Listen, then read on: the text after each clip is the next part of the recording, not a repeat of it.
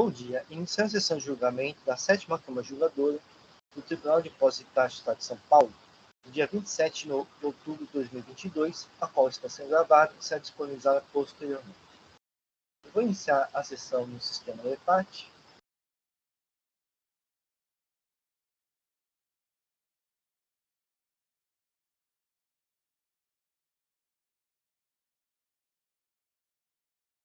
Muito bem. Então vamos iniciar a sessão com os processos em que há pedido de sustentação oral e os patrões estão presentes. Então vamos iniciar conforme a ordem de chegada. Vamos começar com o processo de Biosev Bioenergia S.A., recurso originário de minha relatoria. O Dr. Rodolfo vai realizar a sustentação oral. Ou sim, por gentileza. No momento que eu vou fazer registro da sua presença.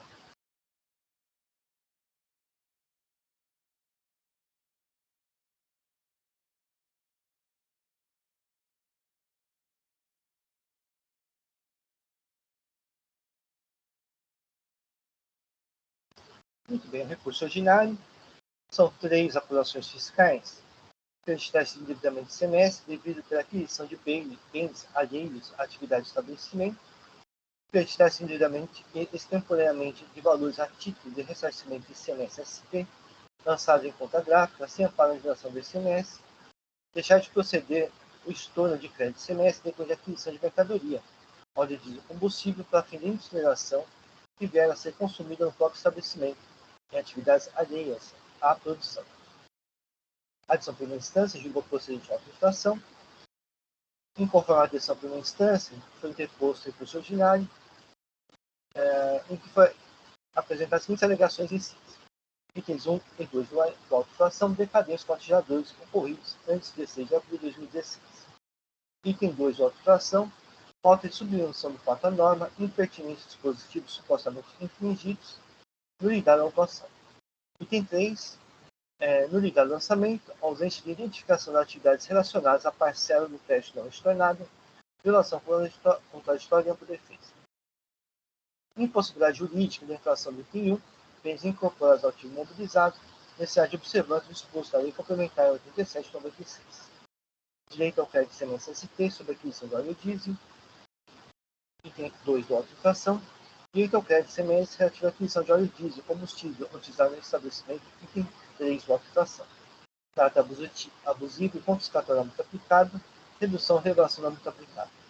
Ilegalidade e infuncionalidade do juiz de memória superior à taxa civil.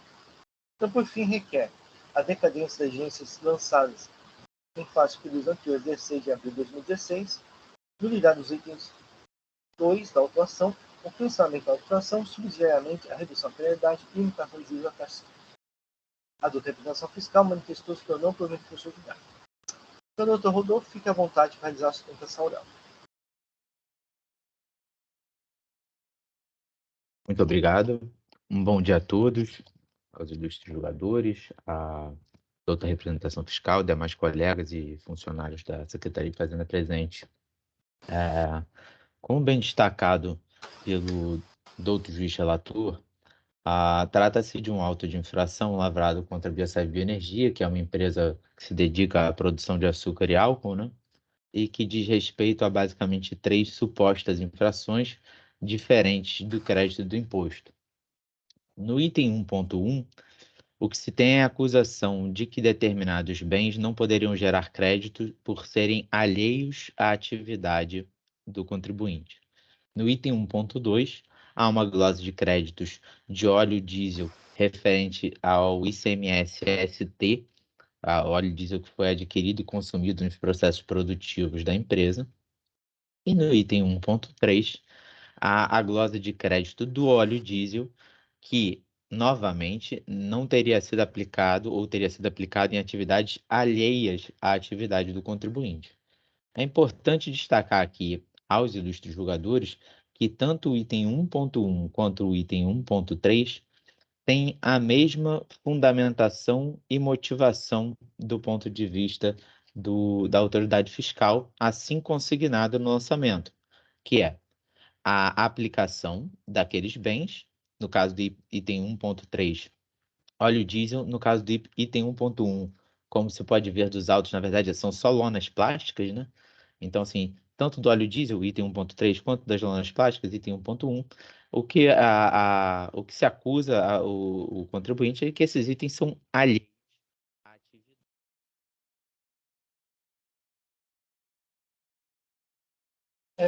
Doutor Rodolfo, cortou o áudio, desculpa.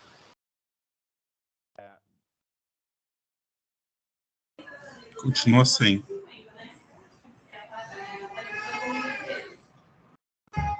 Talvez seja algum mau contato do microfone, do fone. Os jogadores me escutam bem agora? Eu vou fazer Sim. então sem fone. Eu peço perdão, mas em que momento o áudio foi cortado? Segundos antes do Dr. Inácio comentar. Pode retomar da onde você estava mesmo, que não vai ter prejuízo. Obrigado, muito obrigado. Desculpem o imprevisto. Então, como bem destacado aqui, são 3 itens, tanto o item 1.1 quanto o item 1.3 se referem à acusação de que se tratariam de destinações alheias às atividades do contribuinte, né?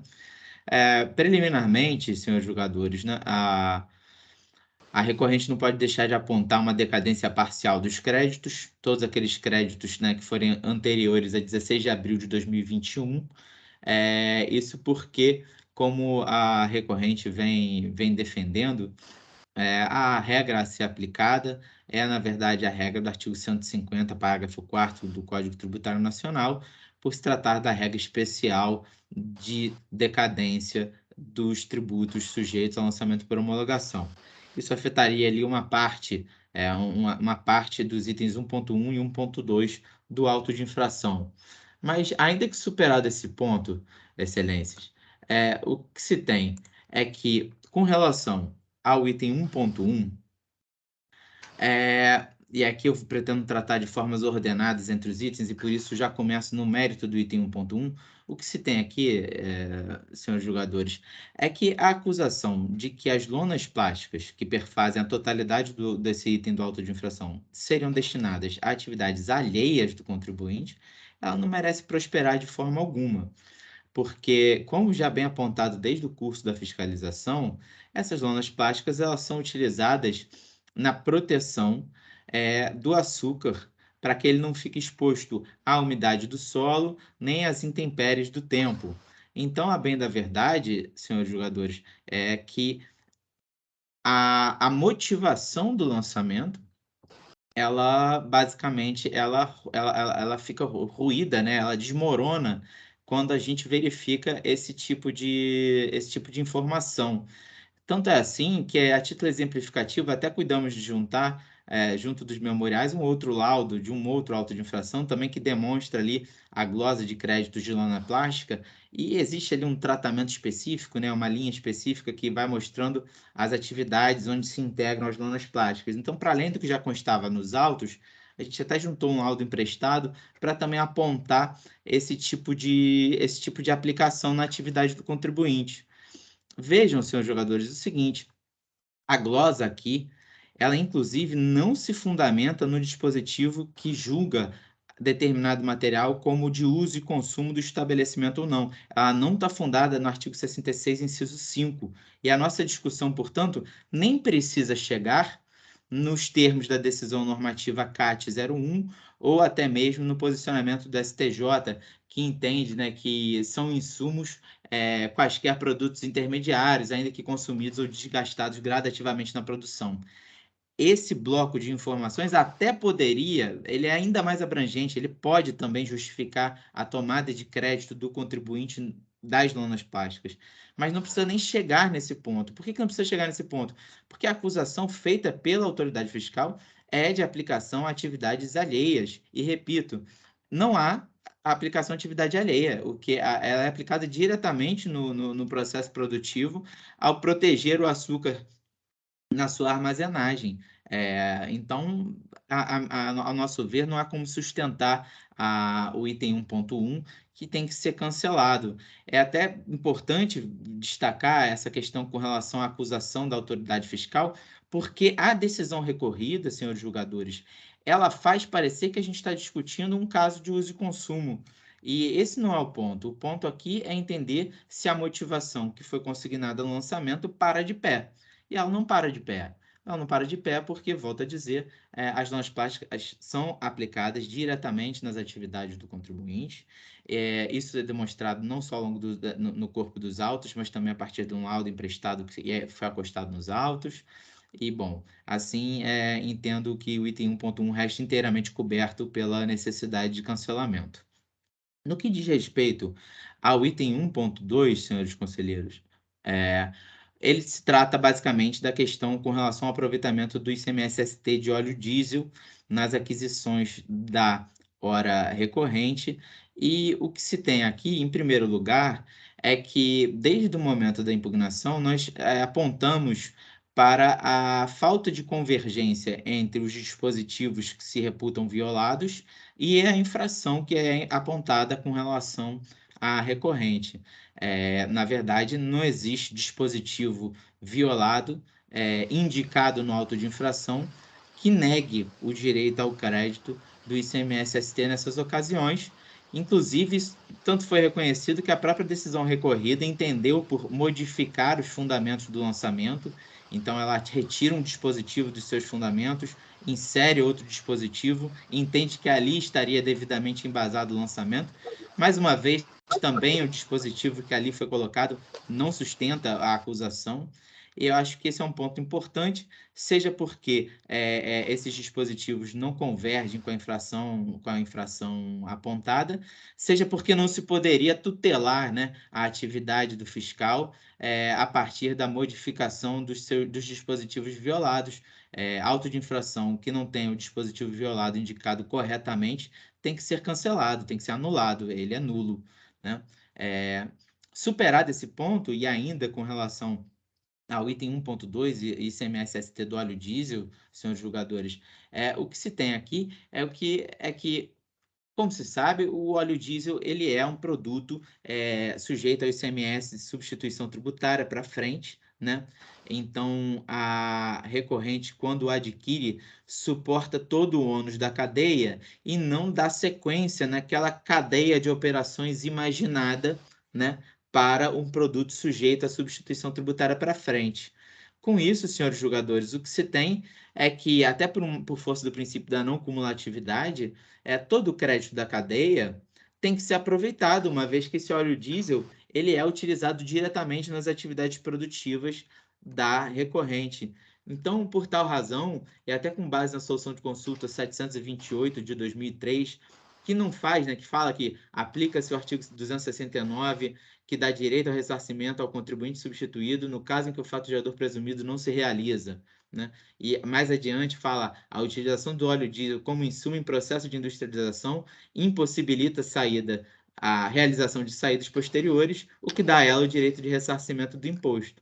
É nessa linha da solução de consulta que a gente busca ver reconhecido o direito a crédito, não obstante também, como já destaquei, a nulidade com relação aos dispositivos tidos como violados, né? Por fim, e sem querer me alongar, senhores julgadores, com relação ao item 1.3 do lançamento, esse item 1.3 ele diz respeito a óleo diesel que, ao ver do fiscal, repito, foi utilizado em atividades alheias às atividades do contribuinte, né? Aqui tem duas questões que se misturam um pouco e que são de extrema importância para a gente ter um deslinde mais justo do presente processo administrativo, né? A primeira questão, senhores jogadores, é o seguinte: o fiscal, quando fez o lançamento, ele o faz sem sequer saber quais foram as áreas em que foram empregadas o óleo diesel que ele está glosando. Por que eu digo isso, senhores jogadores?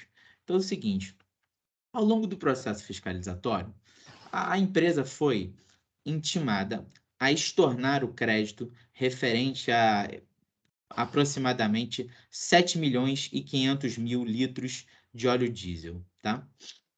Quando a empresa foi intimada a fazer o estorno desse crédito, ela fez a abertura desse crédito e identificou o seguinte: isso consta as folhas 30 do auto de infração, do processo administrativo, senhores jogadores.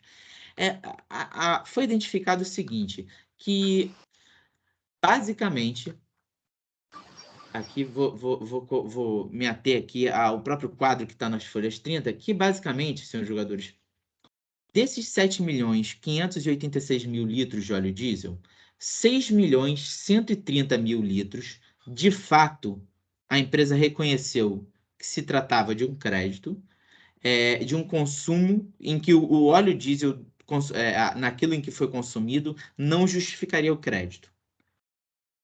E mais, para que se totalizasse esses 7.500.000, você não tinha apenas a abertura de um consumo não justificado. Você tem também ali atividades de apoio que perfazem um total de 1.455.000 litros de óleo diesel.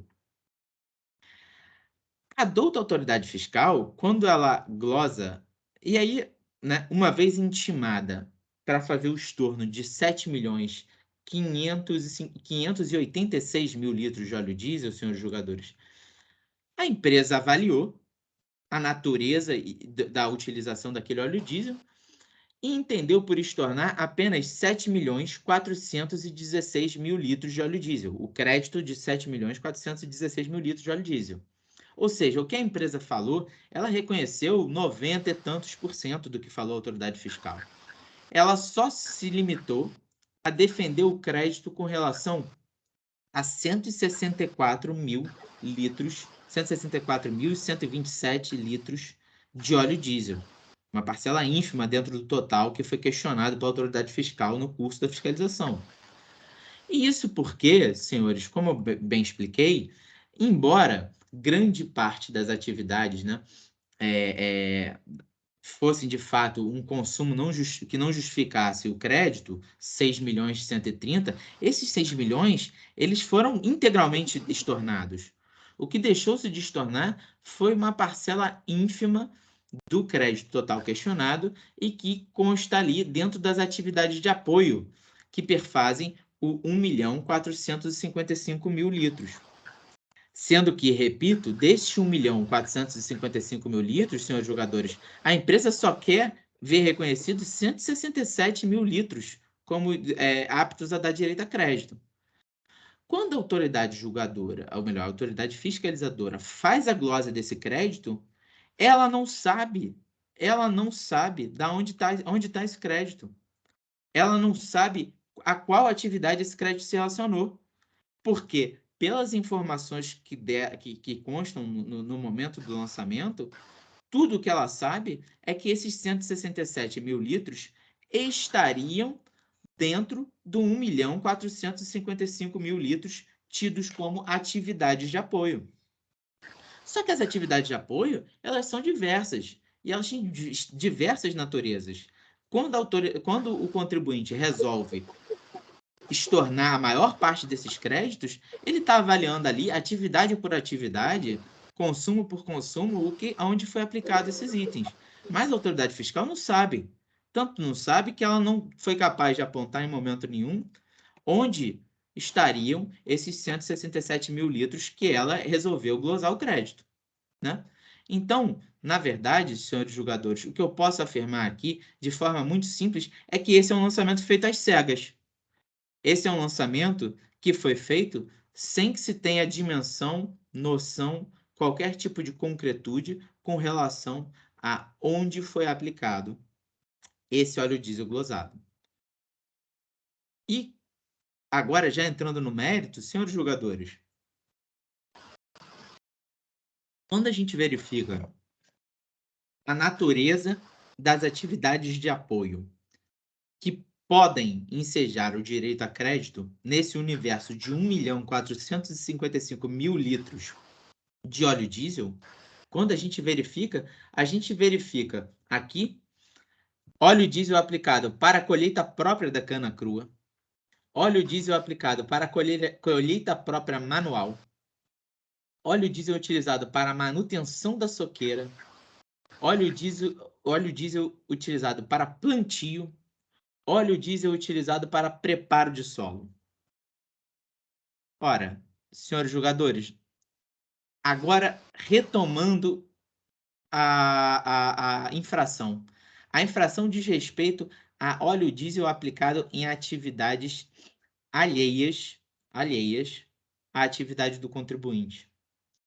E aqui eu cito uma quantidade de atividades absolutamente vinculadas às atividades do contribuinte, absolutamente vinculadas, elas são a própria atividade do contribuinte, né? Colheita, plantio, ora, que perfazem muito mais do que os 167 mil litros que o contribuinte resolveu defender no curso da fiscalização.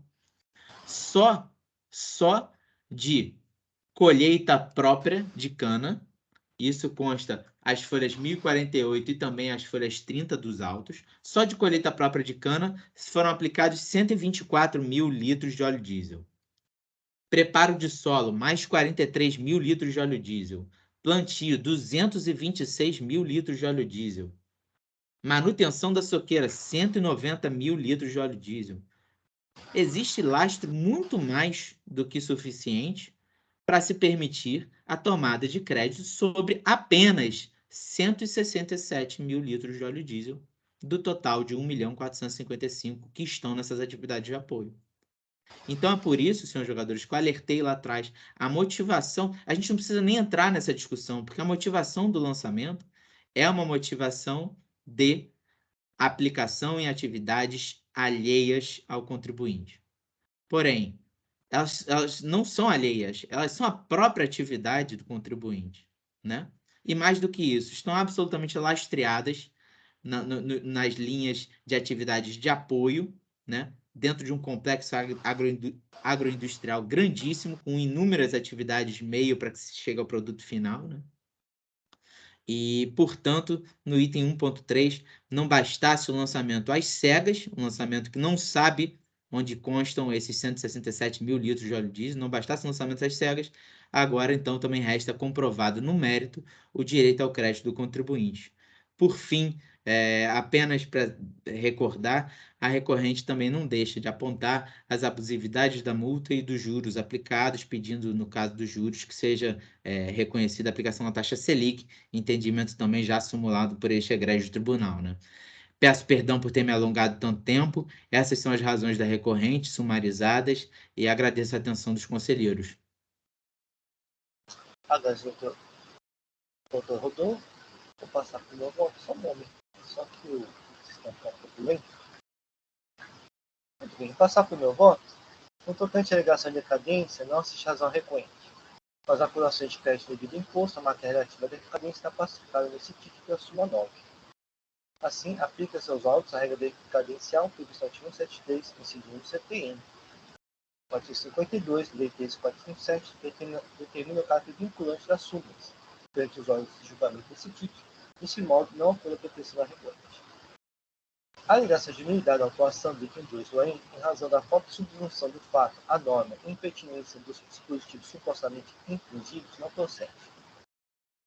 O artigo 87 do regulamento dispõe sobre os procedimentos para regular a apuração do imposto e seu parágrafo 2º determina a declaração dos valores ao fisco nos termos do artigo 253 a 258 do regulamento.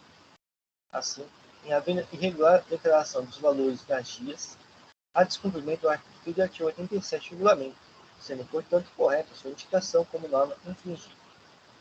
A indicação do artigo 272 do regulamento especifica o descumprimento normativo atribuído à autuada, uma vez que teria se acreditado de valor superior ao permitido pela referida norma, como esclarecido as folhas 1286 que prescrevia por novembro.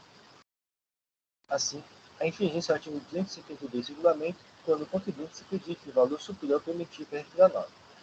Ademais, a recorrente vem se defender da apuração fiscal, o que denota sua clara compreensão dos fatos imputados pelo fisco, que estão bem descritos na infração, de modo a se determinar com segurança a natureza de infração e a pessoa do infrator, não havendo, portanto, causa de nulidade da infração, como dispõe o artigo 11 da Lei 13.457. Então, destaque a face da alegação de nulidade do item 2 do AIM. Quanto ao item 3 do AIM, a alegação de nulidade do lançamento não prospera. Por falta demonstrativa por essa clínica, há discriminação do óleo diesel utilizado que foi objeto da autuação, referindo-se a atividades de apoio e consumo não justificado. Ainda de acordo com a referida demonstrativa, a recorrente deveria efetuar restoro de crédito no montante de R$ 2.296.835,48, No entanto, foi estourado o valor de R$ 2.247.104,71, ou seja, a cobrança da diferença de R$ 49.715,77. Assim, estão devidamente identificadas as atividades relacionadas à parcela do crédito não estornado, bem como demonstrada a origem da agência fiscal, de modo a possibilitar a defesa ao autuada. Ainda as folhas 685 estão listadas as atividades de apoio que foram consideradas pela fiscalização. Nesse sentido, no mérito, a reconhecimento se defendeu da acusação fiscal, o que denota a plena compreensão dos fatos imputados pelo fisco, não havendo assim qualquer violação contraditória em benefício. O destaque não foi alegada unanimidade. No tocante ao mérito do item 1 do AIM, faço supor no entendimento. Alega recorrente que as lonas plásticas seriam bens do ativo impermanente. Para tanto, as aquisições devem necessariamente ser contabilizadas no ativo imobilizado, como bem esclarece a resposta à consulta tributária 2945 de 2014, aqui prescrito no voto. Como informado pelo autuante, a autuada não considerou o referido bem lona como ativo imobilizado, pois realizara o creditamento integral do imposto da cada documento fiscal e não seguira o determinado pelo artigo 61, parágrafo 10 do regulamento. Assim, as lonas plásticas não podem ser consideradas como bens do ativo imobilizado, não se observando o artigo 36, parágrafo 4 da Lei 6374. Ainda materialmente, as aquisições de lonas plásticas com destinação a cobrir o açúcar armazenado com a proteção de pureza e umidade do solo não conferem direito ao crédito injusto.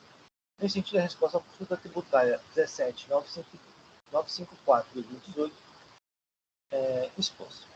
A partir dos conceitos trazidos por essa resposta, temos que, por não integrar o apoio final ou não se consumir no processo coletivo, ou seja, por não se enquadrar no conceito de matéria-prima, produto secundário e produto intermediário, alguns itens de extrato de funções não podem ser considerados insumos agropecuários, mas sim material de uso e consumo.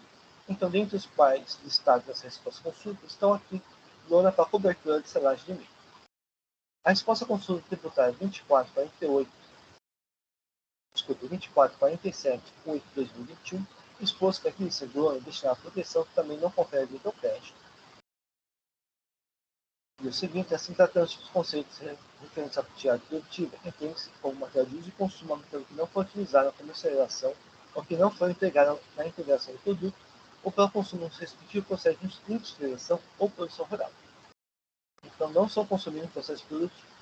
Assim, a lona plástica, caso de material de consumo, não compreende direito ao crédito do imposto, uma vez que tal direito somente se dará a partir de 1 de janeiro de 2033.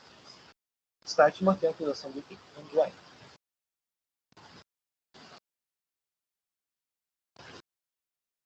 Relativamente ao item 2 do AIM, não existe razão recorrente. Conforme consta dos autos, a recorrente adquire óleo diesel com imposto já retido por substituição tributária, sendo que as mercadorias foram utilizadas como insumo, ou seja, não destinadas à comercialização subsequente. O artigo 412 do regulamento prevê a substituição tributária para o óleo diesel. Em face à utilização do óleo diesel como insumo de produção, o artigo 232 do regulamento admite o creditamento da operação própria, independentemente da possibilidade ou não de eventual ressarcimento de imposto retido. Deste modo, o fim do crédito é relativo à operação própria entre o fornecedor e a recorrente. A resposta à consulta tributária 16.662/2017 expôs sobre o direito ao crédito da referido operação. O seguinte: não havendo destaque do valor do imposto do documento emitido em razão da retenção procedida em fase anterior da comercialização do combustível do contribuinte substituto, é de se frisar que, para efeito de reaproveitamento do referido crédito fiscal, o contribuinte, conforme determinou o artigo 272 do regulamento, calculará o valor correspondente no dia de aplicação da alíquota interna do Estado onde tiver localizado o estabelecimento fornecedor de combustível, sobre a base de cálculo que seria atribuída à operação própria do remetente, caso estivesse submetida ao regime comum de tributação. Assim, a permissão legal para tal creditamento atende a não como atividade semestre, uma vez que há direito ao crédito dos insumos destinados à produção de mercadorias ou prestação de serviço, pois as posteriores operações e prestações são tributárias, observados os artigos 36 seguintes da Lei 674. Observe que o artigo 232 do regulamento não é limitador para não como atividade, mas sim atende a essa próxima sistemática, uma vez que admite o crédito da operação anterior para a compensação das posteriores saídas tributárias. Deste modo, a operação não como atividade haveria se fosse admitido o crédito superior à operação própria entre o fornecedor e destinado às mercadorias. Observe que o entendimento com creditamento do fundamento do artigo 232 do regulamento já foi realizado pelo contribuinte, foi de 1284 a 1285. A diferença entre o imposto que for retido por instituição tributária para refinaria e o crédito previsto no artigo 273 do regulamento é o montante que a recorrente elegia obter. Tal montante é superior ao permitido ao artigo 272 do regulamento, assim não se trata de não complementariedade do imposto. Poderia se tratar da hipótese de ressarcimento do imposto anteriormente retido. No entanto, o prejudicamento não pode ser realizado de forma unilateral pelo contribuinte. Assim, ele deve comprovar que tem direito, observar a disciplina estabelecida para a Secretaria da Fazenda, como previsto no artigo 262 do regulamento. Nesse sentido, expôs a resposta à consulta 728 de 2003. O pedido de ressarcimento do imposto não é matéria de competência desse título, nos termos do artigo 93, inciso 1 da Lei 13457, devem ser dirigidos aos órgãos administrativos da fiscalização. Assim, o procedimento adotado para recorrente simplesmente acreditar seu valor em dia, desrespeitando os ritos e procedimentos específicos do atento, não pode ser colhido, quando start não for a pretensão ao recorrente. Quanto ao item 3 do AIM, como explanado no item 3 deste voto, conforme demonstrativo de 330, a discriminação do óleo diesel foi utilizada como objeto de atuação, referindo-se à atividade de apoio e consumo não justificado. Ainda de acordo com o demonstrativo, a recorrente deveria efetuar estorno do crédito montante R$ 2.296.835,40. No entanto, foi estornado o valor de R$ 2.247.104,71, ensejando a cobrança de diferença de R$ 49.730,77. As atividades de apoio estão discriminadas por 685. Carregamento, descarregamento bag, transporte de água pipa, bolso mecânico, transporte de diversos, transporte de peças, máquinas de apoio PID, transporte de apoio PID, transporte de máquinas e implementos, transporte de apoio administrativo, transporte de apoio OMA, carregamento e descarregamento diversos, serviço de transporte, serviço de mundo e de limpeza mecânica aérea, conforme fornecido pela própria recorrente. Conforme se observa, essas atividades de apoio não estão diretamente relacionadas ao processo produtivo de fabricação de açúcar em bruto, principal atividade da recorrente. A Câmara Superior no processo 9.40.17.991/2013, relator Dr. Paulo Gonçalves, apreciou essa situação e decidiu. O entendimento particular não procede, procedimentar nesse Tribunal Administrativo e também no Poder Judiciário, a compreensão de que somente gera direito ao crédito o consumo direto no processo produtivo e que não equivale às atividades de apoio mencionadas no recurso. Nesse sentido, observa ainda o decidido no processo RT9 4030-162/2013, relator Dr. Carlos Américo Domenech Batista. E o seguinte: em face da prestabilidade dos paradigmas que trataram da mesma situação fática, envolvendo inclusive a mesma hora recorrida, no caso do processo local, com este recurso para dar provimento diante da posição que hoje prevalece, que é essa que na Câmara Superior, na direção de reconhecer direito ao crédito não somente o óleo diesel, utilizar na atividade fim do contribuinte. Diz ainda, assim, considerar a atividade recorrente de fabricação de produto, as mecânicas relacionadas com a atividade produtiva, colheita de cana, não confere direito ao crédito semestre. Então, start mantém a acusação do item 3 do artigo. Relativamente ao caráter abusivo e confiscatório muito aplicado, a matéria está classificada como superior esse título. Trago aqui duas jurisprudências nesse sentido. Então, também não ocorre proteção recorrente. Quanto aos juros, a súmula 10 desse título foi revisada. É o seguinte: os juros de mora aplicados ao montante do imposto e multas exigidas à inflação estão limitadas à taxa referencial da Selic, incidentes à cobrança dos tributos federais.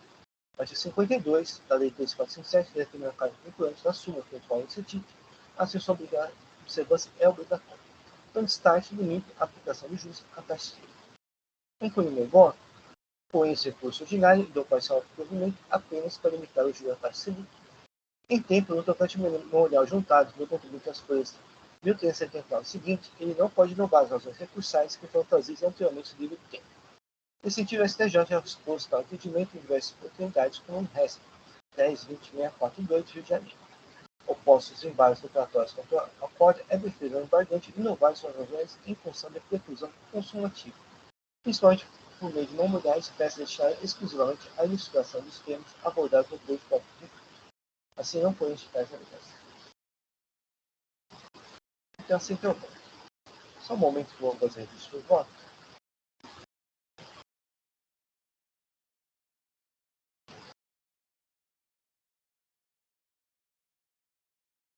Muito bem, o processo está em discussão. Não havendo inscritos, vamos encerrar os debates. Vou verificar o quórum de presença.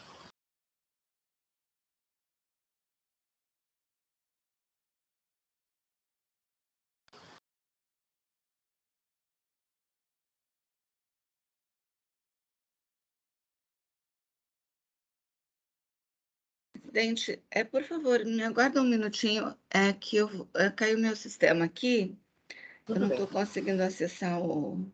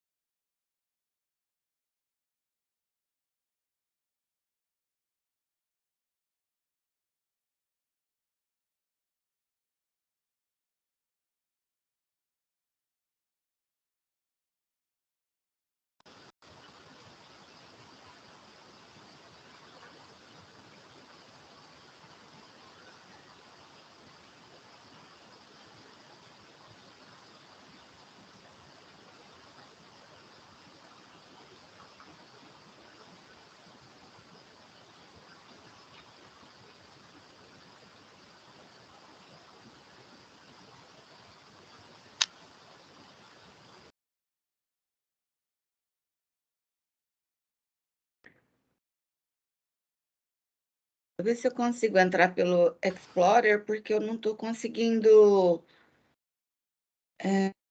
deixa eu ver aqui. Ai, meu Deus.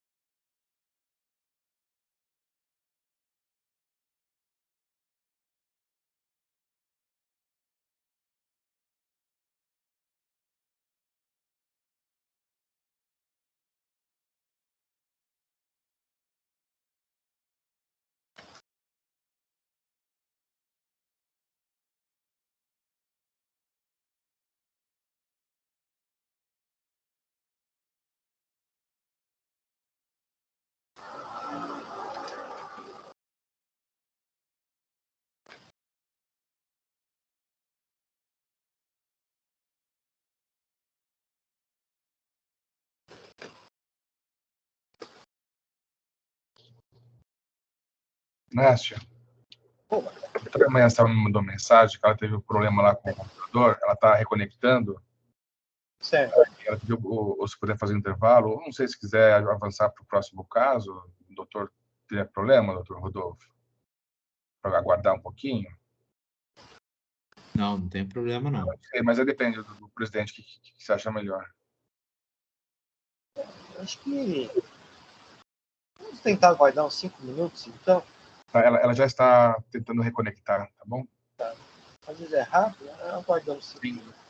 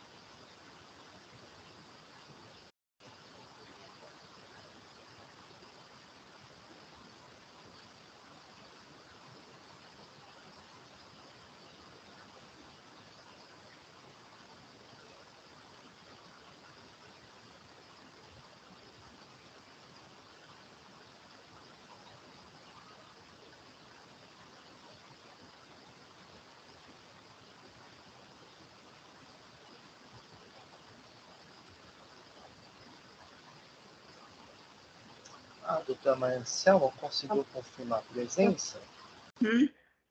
Desculpe aí o inconveniente ocorrido. Muito bem. Então, todos confirmaram a presença? Vou iniciar a votação. A votação já está iniciada.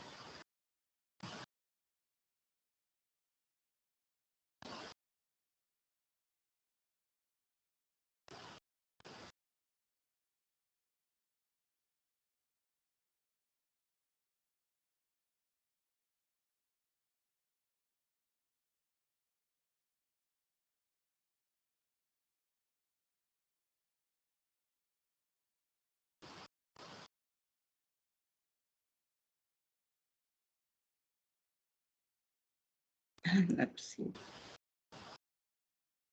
Quero de novo, doutora Maria Selma? Agora deu.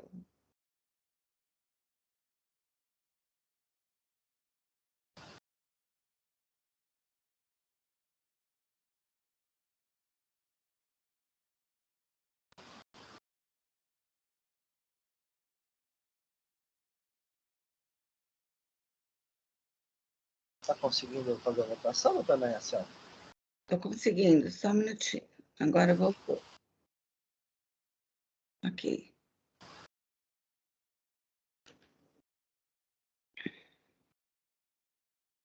Tudo bem, encerrada a votação. O recurso ordinário de biocebioenergia foi conhecido parcialmente proibido para limitar a aplicação do juiz a receber. Agradeço, presidente Dr. Rodolfo.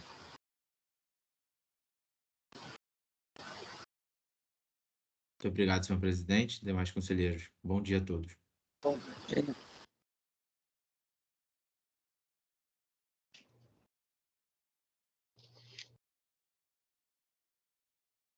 Vamos passar então para o processo de COSO System Internacional Brasil Sistema de Integração Limitada. Recurso ordinário, relator Dr. Alexandre. Só um momento que eu vou fazer o registro da presença do patrono.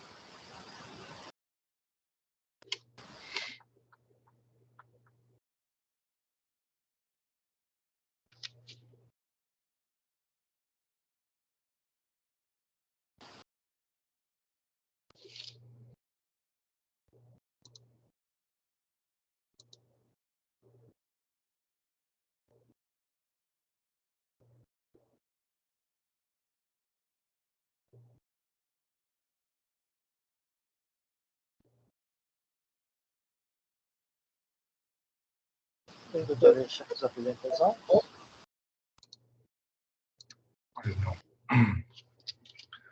Que é um caso em que a empresa foi autuada por falta de pagamento de imposto e por creditamento devido de imposto em relação a operações de importação de mercadorias.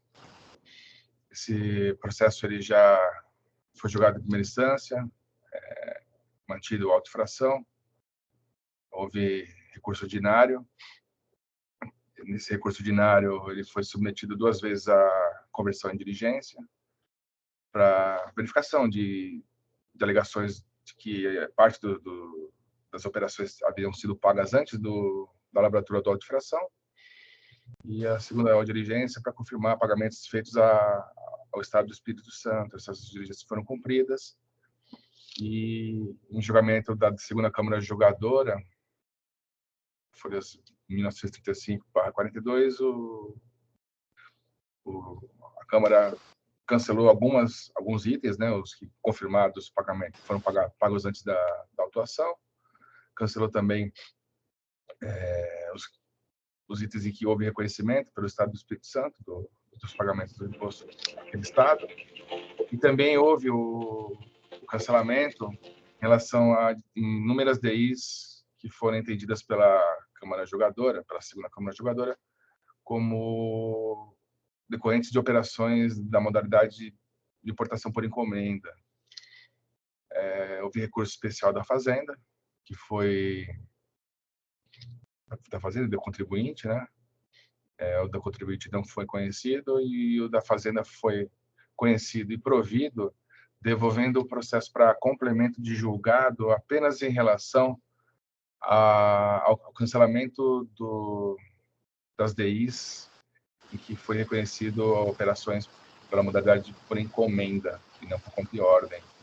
Então, esse julgamento ele é realizado para complemento do julgado realizado pela segunda Câmara Julgadora, e apenas em relação a essas DIs em que há o reconhecimento da Câmara da primeira decisão em recurso ordinário, de que teriam sido operações realizadas por encomenda. O provimento do recurso especial da Fazenda se deu por entender que parte dos argumentos apresentados pela representação fiscal contra razões do recurso ordinário deixaram de ser analisadas, e a falta de análise dessas questões teria prejudicado a formação de convencimento da Câmara, e por conta disso houve a declaração de nulidade parcial daquela decisão para que fosse revisada agora nesse julgamento. O doutor tem sustentação oral nesse caso? Sim. Sim. Doutor Fábio Castilho. Bom dia a todos, tudo bem? Bom dia, presidente. Não aparece a imagem. Não, deixa eu tentar. Agora sim. Agora Bom sim. dia, doutor Bom Fábio. dia. Tudo Só, bem? só adiantar, eu já vou adiantar meu voto. Eu estou propondo conversão do julgamento em diligência, por alguns detalhes, inclusive, mencionados pela Câmara Superior. Eu não sei se o doutor acha interessante fazer a ASO agora ou aguardar o retorno. Acredito que é para falar sobre documentos, alguma coisa desse tipo. Sim. Acho que talvez fique, se for essa decisão da Câmara, fico mais confortável em fazer essa sustentação oral no retorno. Não teria muito. Muito bem. Então, doutor Alexandre, acho que pode passar o voto, nós discutimos, né? E se prevalecer a diligência, então o doutor Fábio Castilho faz a sustentação oral no retorno dos autos. Tá bom. Toma meu voto. Como consta do relatório, o presente julgamento é realizado para fins de complemento do que restou julgado pela segunda Câmara Julgadora desse tribunal, quando esta decidiu cancelar parte das exigências fiscais dos 2 itens do AIM e vinculadas às operações de importação de mercadorias que, no entender da contribuinte e também dos juízes que proferiram a anterior decisão em análise do RO, foram realizadas na modalidade por encomenda. A declaração... Acho que só faltou registrar, porque a gente não está conseguindo ver o voto. Ué? Não sei, eu pelo menos não estou conseguindo ver o voto. Também não. Eu vou tentar de novo, somente.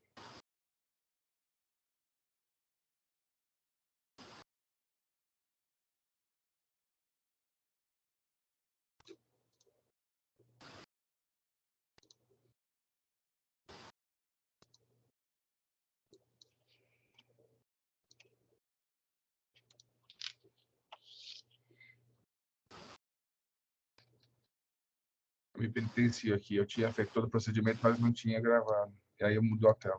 Perdão.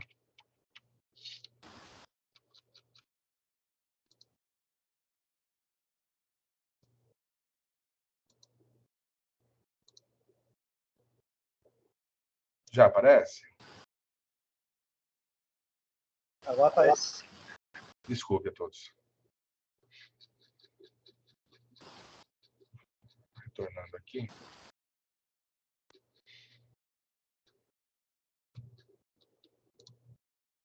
Eu sigo aqui no meu voto.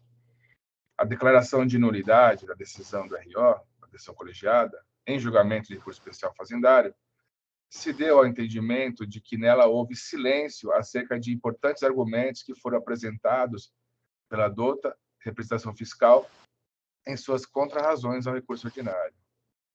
Analisando os autos, verifico que os argumentos sobre os quais a anterior decisão do RO teria silenciado não foram expressamente elencados e pormenorizados nas razões do recurso especial da Fazenda.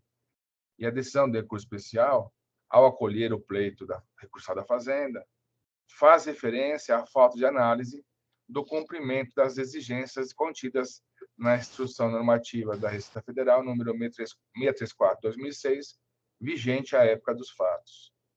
Eu transcrevo aqui o trecho da decisão da Câmara Superior, que determina o retorno do processo para cumprimento de julgado. Eu sigo no meu voto.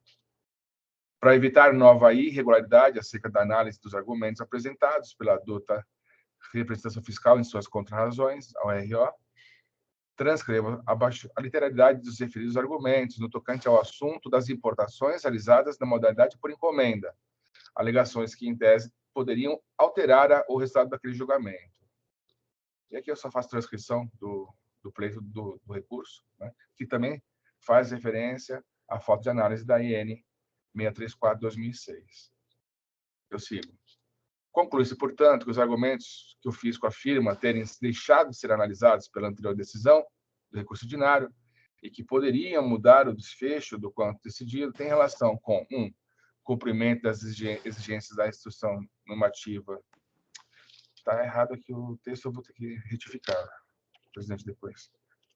Instrução normativa RF 634/2006 e comprovação da entrada física das mercadorias importadas no estabelecimento da importadora localizada no estado do Espírito Santo. A primeira questão demanda a cautela de verificar o texto normativo quais as exigências que, em tese, teriam deixado de ser cumpridas para o contribuinte.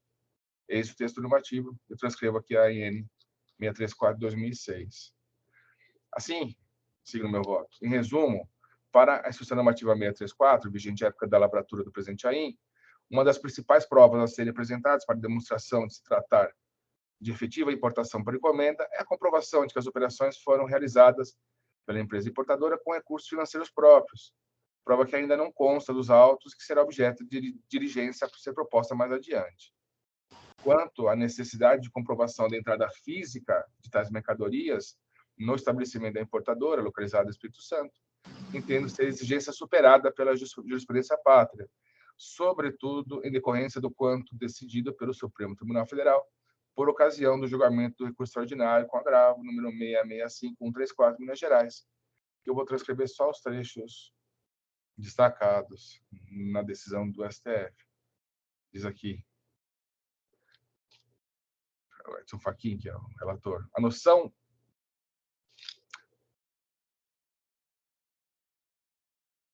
como a hipótese de incidência de ICMS nessa modalidade de operação, circulação de mercadoria de bem amparada por importação, o destinatário a que alude o artigo 155, parágrafo 2º, 9A da Constituição Federal, é o jurídico, isto é, o destinatário legal da operação da qual resulta a transferência de propriedade do bem, o importador adquirente. A noção se contrapõe à ideia do destinatário da mera remessa física do bem. O dinamismo das relações comerciais não comporta a imposição da entrada física da mercadoria no estabelecimento do adquirente importador para configurar a circulação da mercadoria. Da leitura desses dispositivos, conclui-se que não poderia o legislador alterar o conceito trazido pela norma de competência ao excluir a circulação ficta emanada de uma operação documental ou simbólica de mercadoria do rol de possibilidades interpretativas da linha D do inciso 1, artigo 11, da denominada Lei Candia. Desse modo, recomenda-se a utilização da técnica interpretativa da declaração parcial de inconstitucionalidade, sem redução de texto, ao artigo 11.1d da Lei Complementar 37 de 96, justamente para garantir a legalidade da circulação simbólica de mercadorias para além das movimentações físicas. A despeito do entendimento de ser possível, aí sigo no meu voto, a despeito do entendimento de ser possível configurar a operação de importação por encomenda, mesmo sem que ocorra a entrada física das mercadorias no estabelecimento do importador, ainda se verifica não existir nos autos outros elementos de prova hábeis a comprovar a modalidade de importação realizada pela contribuinte, como bem ponderado pela decisão do recurso especial, quando afirma que, abre aspas, item 16 da decisão do recurso especial, diz lá, é certo que, após a prestação do mencionado parecer da dota representação fiscal, houve decisões em recurso ordinário por diligências de dilação probatória, mas nenhuma delas para verificar se as operações comprovadamente foram realizadas na modalidade por encomenda. Fecha aspas. Neste ponto, entendo necessária a prestação de provas da existência de recursos financeiros próprios da empresa importadora para arcar com a aquisição das mercadorias cuja modalidade das operações de importação foram contestadas pelo físico. Deverão ser juntadas ainda cópias dos contratos firmados entre a autuada e a empresa importadora, que constam das DIs que foram canceladas. A empresa SAB Company Logística Integrada, CNPJ, identificado aqui. Documentos que permitirão verificar todas as obrigações assumidas por ambas as empresas em relação às operações cujas exigências foram anteriormente canceladas pela primeira decisão do recurso ordinário.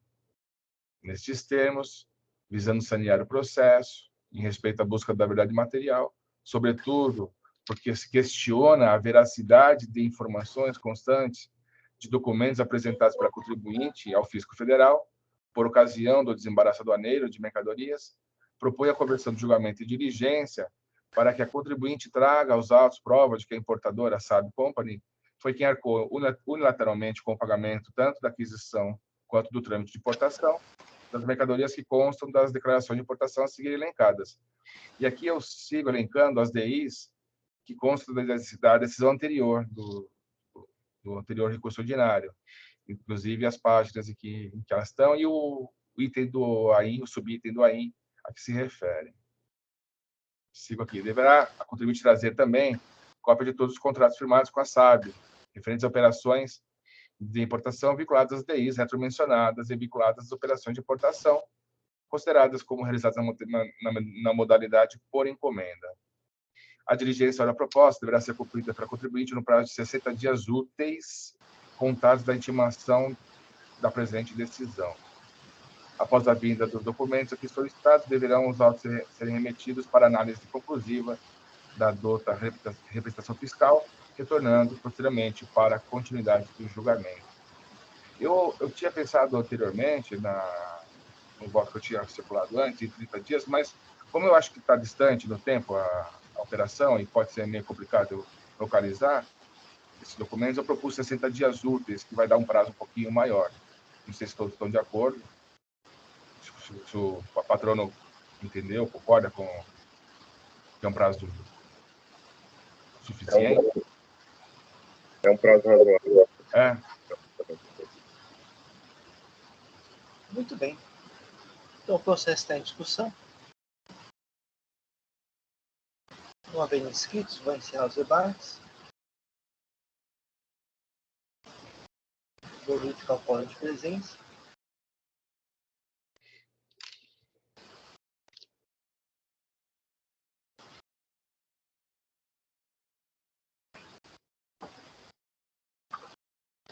Vou iniciar a votação.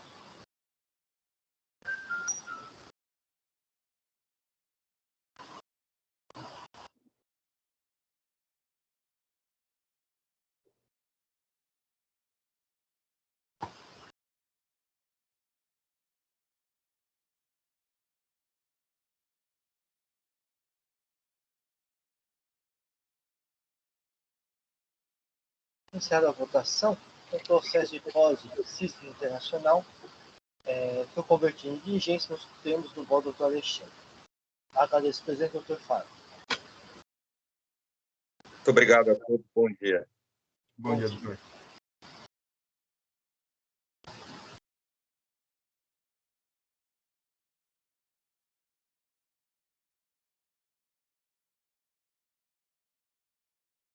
Não há mais pedido de sustentação oral.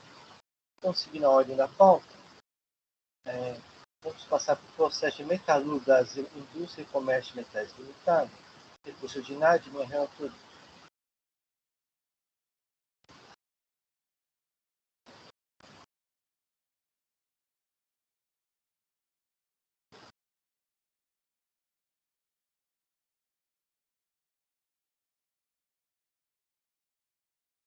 No recurso ordinário, a acusação fiscal acreditar-se indevidamente semestre para a escrituração ou religentados da escrituração fiscal digital, notas fiscais emitidas por inglesa por comércio de metais elétricos que não correspondem ao caso de mercadorias no estabelecimento. A adição primeira instância do grupo procedente à auto-infração, inconformada a adição primeira instância, contribui interpôs recurso ordinário, apresentando as seguintes alegações: regularidade e licitude das operações realizadas em autuado e em inglesa, comércio de metais, diferimento de semestre de operações internas no Estado de São Paulo, demonstração da boa-fé, insubsistência da multa imposta, efeito confiscatório e desvirtuamento de finalidade, possibilidade de análise de matéria de cunho constitucional em sede administrativa. Requereu a desconstituição da auto-infração, diminuição dos juros e da multa, que sejam somente aplicada a correção dos juros para a taxa segura. A dúvida de apenação fiscal manifestou-se pelo parcial provimento de recurso ordinário, mantendo a agência fiscal por limitação dos juros acima. Passar ao voto. No tocante à alegação de irregularidade e licitude das operações realizadas em autuado e em empresa, diferimento de semestre e operações internas no Estado de São Paulo, não existe razão a recorrente. Conforme descrito em relatório circunstanciado, a presente atuação se refere à parte das operações realizadas com a empresa comércio de metais elétricos. Diz o seguinte: considerando a carência de informações de transporte e pagamento, considerando que, conforme o relato da DRT-11, a empresa não possui capital para financiar vultosas dívidas da Metalur, e considerando a confissão do débito fiscal referente ao item 5 do alimental pela empresa, conclui-se que tais operações de fato não ocorreram. Assim, frente a aplica a penalidade do artigo 85, inciso 2 EAD, da Lei 674, a 50 operações escrituradas com crédito que, cumulativamente, posto do AIN 4, 136, 111, 8, não possui evidência de transporte ou comprovação de pagamento pela metalúrgica. Assim, não se trata de inidoneidade de estabelecimento de tendência em comércio de metais em ideia, mas sim da falta de comprovação de que as 50 operações ocorreram de fato. O artigo 22A da Lei 174 estabelece o dever de comprovar a efetividade das operações. A existência de notas fiscais e sua escrituração não comprova que as operações ocorreram de fato, devendo serem confirmadas pelos subsídios, conforme a dicção do artigo 226 do Código Civil. Ainda, a escrituração de notas fiscais apenas confirma que ao recorrente efetuou o questionário acreditamento. Como consta no acima citado relatório circunstanciado, as operações são objeto da autuação, refere a 50 operações em que a empresa, comércio de metais elétricos, foi autuada por emissão de notas fiscais sem a correspondente saída de mercadorias, sendo que essa afirmou o termo de confissão retratado do déficit fiscal, e cumulativamente não possui evidências de transporte ou comprovação do pagamento pela recorrente. A recorrente alega que as mercadorias foram adquiridas e pagas, tendo justificado o transporte das mercadorias. No entanto, se trata de mera alegação, pois ela não indica ou traz aos autos os documentos que não comprovariam suas obrigações para as específicas 50 operações são objeto da autuação. Não se nega que as operações consultadas são diferidas, no caso, pelo nome da entrada do estabelecimento recorrente, conforme o artigo 392 do regulamento. No entanto, que não foi comprovada pela própria existência da sucata, que consta de 50 notas fiscais, ou seja, foi feito o acreditamento sem entrar em mercadoria. Assim, o acreditamento é ilegal, pois o artigo 36 do Lei 174 estabelece que o acreditamento para a compensação em respeito à não cumulatividade relativamente à mercadoria entrada. Dessa forma, não havendo mercadoria entrada, o acreditamento é ilegal. O estágio não apoia a pretensão recorrente. O STJ admitiu o acreditamento de continuar fiscal idônea, no entanto, ao pressupor da existência da mercadoria constante de nota fiscal. No bem indicado, como exposto aqui, a imputação é que não havia as mercadorias que constaram nas já referidas 50 operações. Repito que emitir notas fiscais em empresa de comércio de metais foi autuado por emissão de notas fiscais sem correspondente saída de mercadorias e firmou o termo de confissão e retratado débito fiscal. Ainda que as 50 operações, além de serem referidas ao acima contado, cumulativamente são as que não possuem evidente transporte ou comprovação de pagamento recorrente. A recorrente nada indicou ou trouxe aos autos a fim de provar que as mercadorias das específicas 50 operações existiram e foram adquiridas. A recorrente insiste em argumentos da inidoneidade do fornecedor, mas não é essa a situação dos autos como já exposto aqui nesse voto. Assim, elas não se prestam ao presente caso, posto que nem houve prova de que havia as mercadorias alegadamente adquiridas. Antes da autora demonstrar boa-fé, ela tem que provar que as já referidas mercadorias de 50 notas fiscais existiram, o que não ocorreu. Como já exposto no item desse voto, a não cumulatividade do crédito fiscal depende da existência da entrada de mercadorias, como dispõe o artigo 36 da Lei 174, o que não foi comprovado. Não se trata de prever o futuro, mas sim provar que as operações ocorreram de fato, como determina o artigo 22A da Lei 174 e o artigo 226 do Código Civil. Com destaque da apropriação recorrente. No tocante à negociação sobre a multa, a matéria está classificada como superior científica. O caso de excluir esse sentido e não ocorreu aplicação recorrente.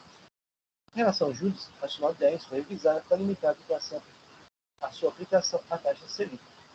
O artigo 52 da Lei 3.407 determinou o caso vinculante da súmula supervisória e CITIC, assim sua observância é obrigatória. Então, limita a aplicação dos juros à taxa Selic. Quanto à possibilidade de análise de matéria de direito constitucional e administrativa, não se razão recorrente. A jurisprudência das recorrentes não se aplica aos autos, pois se trata de processos julgados sob registro de normas já revogadas, ou seja, antes da Lei 3.457, que se aplica aos bens autos, ou em outra esfera de competência, carne. O artigo 28 da Lei 3.457 especialmente veda ao julgador desse tipo o afastamento de lei sob a alegação de inconstitucionalidade. Então, destaque não ocorreu os argumentos autuados, já concluiu meu voto, conheço do parcial provimento do curso ordinário apenas para limitar a aplicação de juros à taxa de Selic. Esse foi o voto.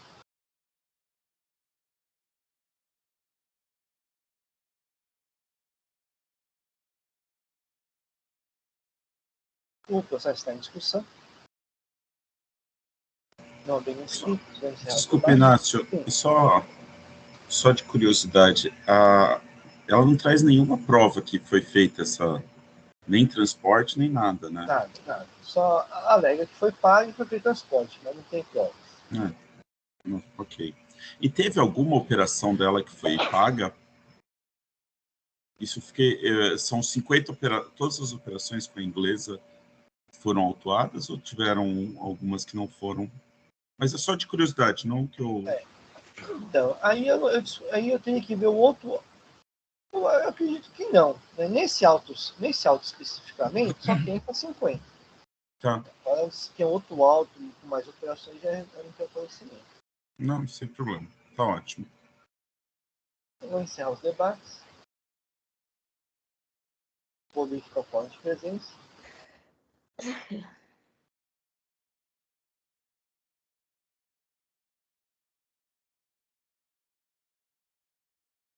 Vou iniciar a votação.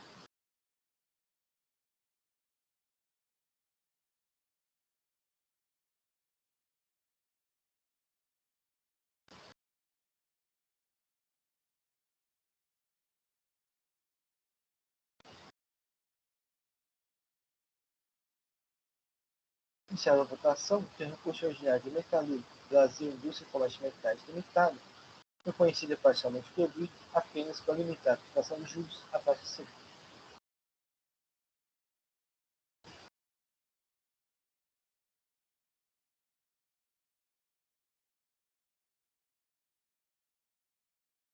Então, vamos passar para o processo de Brasília Company, Comércio, Importação e Exportação Limitada, recurso ordinário relativo ao doutor Maria Anselmo. Não há protesto de intenção oral.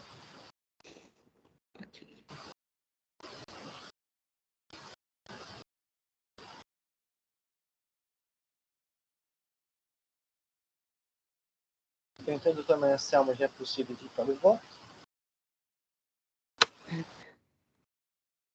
Sim, presidente, eu peço que me permita o registro para disponibilizar para todos.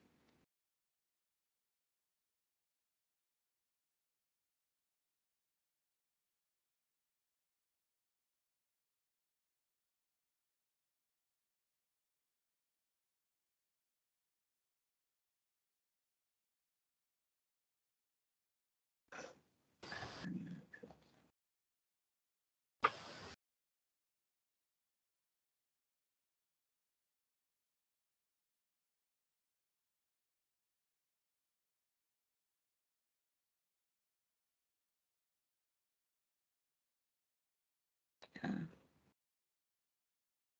Deixa eu pegar aqui.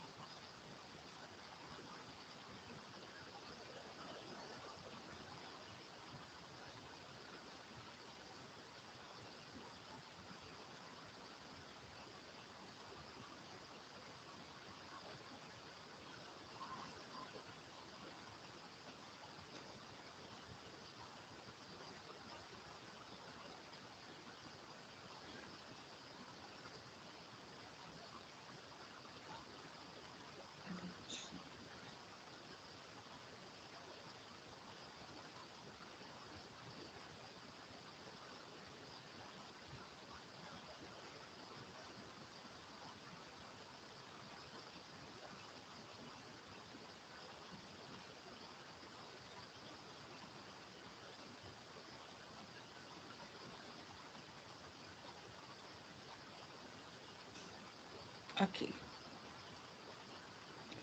Então, a documentação dos apresentações? Está disponível, né? Sim. Tá.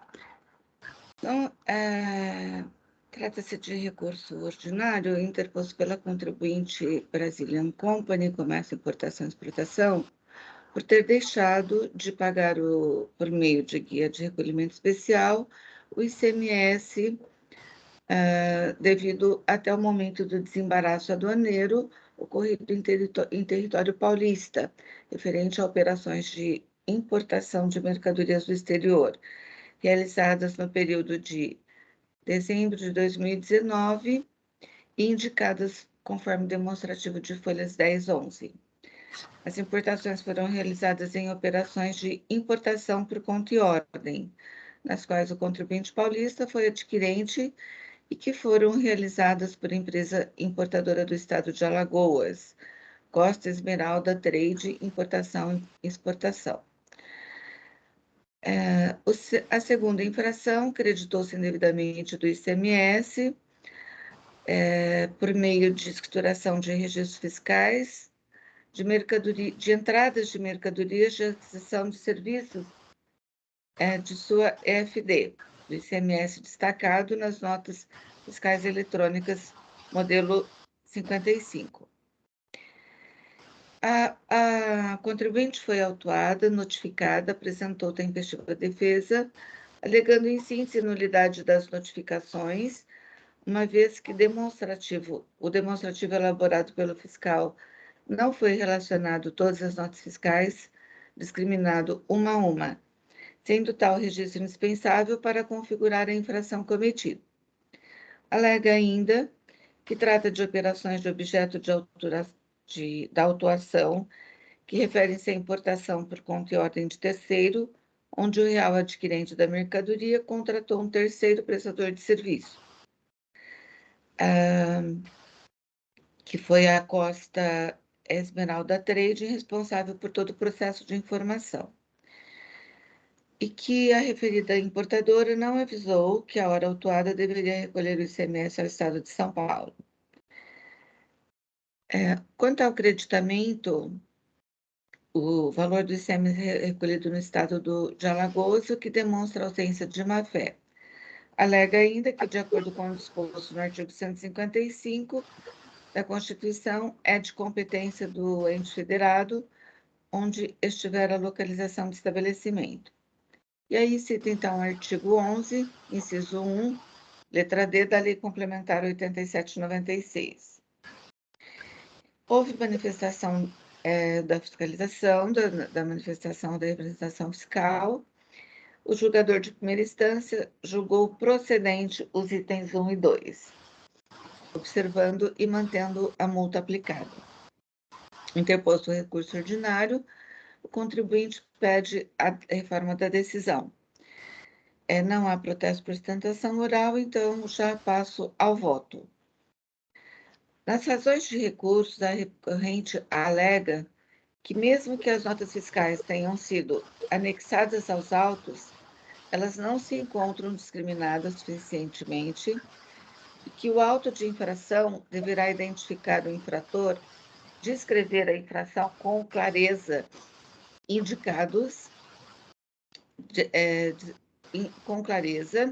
indicados dispositivos legais dados por infringidos e capitular a penalidade, e que o cumprimento desses requisitos assegura o direito da ampla defesa, permite a obtenção da informação segura para a elaboração de sua defesa. Eu entendo que esse argumento não assiste razão à recorrente. Ela foi conforme devidamente julgado pelo julgador de primeira instância, não há irregularidade nem falta de elementos e tampouco cerceamento de defesa no auto de infração, que foi concluído os requisitos previstos no artigo 34 da Lei 13.457, e que trouxe ainda documentos comprobatórios da infração praticadas pela recorrente, que constam do relatório circunstanciado e as notas fiscais. Portanto, não há que se falar em nulidade e cessamento de defesa.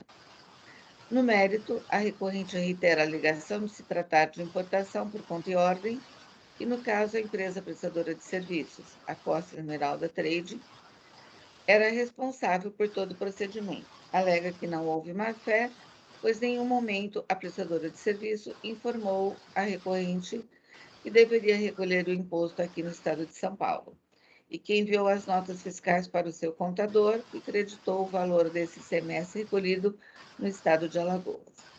Ademais, alega que, de acordo com o artigo 155, parágrafo 2º, inciso 9º, a linha A da Carta Federal, deveria considerar como competente para a cobrança do citado tributo ente federado, onde estiver localizado o estabelecimento do destinatário jurídico da mercadoria, desconsiderando-se o critério da entrada física do produto da empresa, e já a Lei Complementar 87/96, do artigo 11, determina que o local da operação ou prestação para os efeitos da cobrança do imposto e definição do estabelecimento responsável é, tratando-se de mercadoria de bem importado do exterior, ou do estabelecimento onde ocorrer a entrada física. Também, neste ponto, entendo que não assiste razão à recorrente. No caso dos autos, a importação de mercadoria tiveram como destino físico o Estado de São Paulo, pois a efetiva adquirente e destinatária foi a recorrente, tanto que constou expressamente na declaração de importação, conforme folhas 46. Conforme a legislação aplicável sobre o recolhimento do ICMS, a sujeição ativa do imposto cabe ao Estado onde estiver localizado o estabelecimento adquirente e verdadeiro destinatário da mercadoria estrangeira entrada em território nacional, sendo este o sujeito passivo da relação jurídica tributária, que, sem sombra de dúvidas, é a recorrente. Que a legislação aplicável que me refiro está previsto no artigo 155, parágrafo 2º, inciso 9º, da linha A da Constituição Federal, no artigo 11, inciso 1, a linha D, da Lei Complementar 87/96, e ainda o artigo 36, e abaixo, então, eu transcrevo todos. Aí eu digo, então, que o da situação do estabelecimento onde ocorrer a entrada física da mercadoria ou do bem importado do exterior e desembaraçado. Restou claro, então, que é devido no estado de São Paulo. A alegação da recorrente de que não foi informada pela prestadora de serviços que deveria recolher o imposto ao estado de São Paulo não a socorre e não a isenta da responsabilidade pelo descumprimento da legislação, ainda mais pelo creditamento indevido que causou prejuízo ao fisco. Isto porque, de acordo com a decisão normativa CAT 3 de 2009, o adquirente só pode creditar-se do imposto pago na importação desde que comprove que o recolhimento do imposto foi feito a favor do Estado de São Paulo. E aí, então, eu transcrevo abaixo o artigo 11. Aí eu falo, portanto, uma vez que a recorrente não cumpriu a obrigação tributária, não emitindo nota fiscal e efetuando o recolhimento do imposto devido ao Estado de São Paulo, o creditamento realizado por ela foi totalmente indevido. Com relação ao argumento de que a multa lavrada teria caráter confiscatório, não assiste razão. Também já decidido pela prestação da DIN 551 do Rio de Janeiro e 1075 do Distrito Federal. Afasto, assim, o argumento de confiscatoriedade da multa, lembrando que sim, constitucional, na forma da Lei 13.457. Cabe somente ao fisco aplicá-la. Sendo assim, devidamente caracterizada a infração, deve ser rejeitado todos os argumentos da recorrente pelos motivos expostos. Diante do exposto, de tudo que dos autos consta, conheço do recurso ordinário interposto pela Brazilian Company Comércio e Importação e nego o provimento, mantendo integralmente a decisão recorrida pela primeira. É como voto, presidente. Agradeço, doutora Marcelo. Então, o processo está em discussão. Doutora, são só operações de importação por conta e ordem aqui, não tem por encomenda, né? Não, só por conta e ordem. Ele mesmo diz, né, a nota está clara. Eu estava olhando com o contrato aqui, é isso mesmo, a adquirente é a importadora. É a importadora. Muito bem. Obrigado. Não havendo mais inscritos, vou encerrar os debates. Vou verificar o quórum de presença.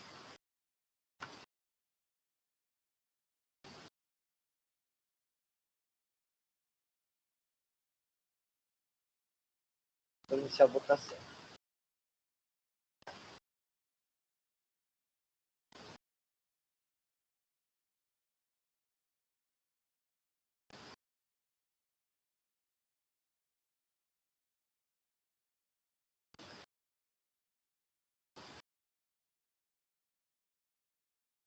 Iniciar a votação.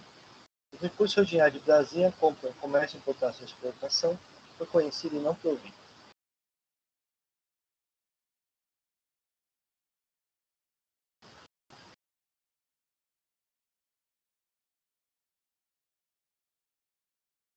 Com isso, terminamos os processos de hoje. Podemos encerrar a sessão de julgamento da 7ª Câmara Julgadora, Tribunal de Impostos e Taxas, no dia 27 de outubro de 2022. Agradeço a todos, pediria para o Oswaldo encerrar a gravação.